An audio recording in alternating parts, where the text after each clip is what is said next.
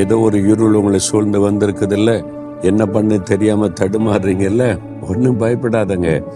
ஆண்டவர் என்ன வாக்கு கொடுக்கிறார் தெரியுமா? மல்கியா 4:2 உங்கள் மேல் நீதியின் சூரியன் உதிக்கும், அதன் செட்டையின் கீழ் ஆரோக்கியம் இருக்கும்.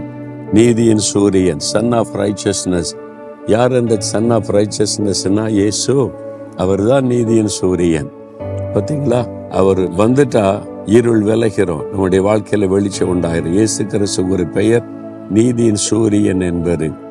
சூரியனை நம்ம வணங்கக்கூடாது. சூரியனை சிருஷ்டித்த ஒரு தேவன் இயேசு கிறிஸ்து, அவர் மூலமாய் சூரியன் உண்டாக்கப்பட்டது.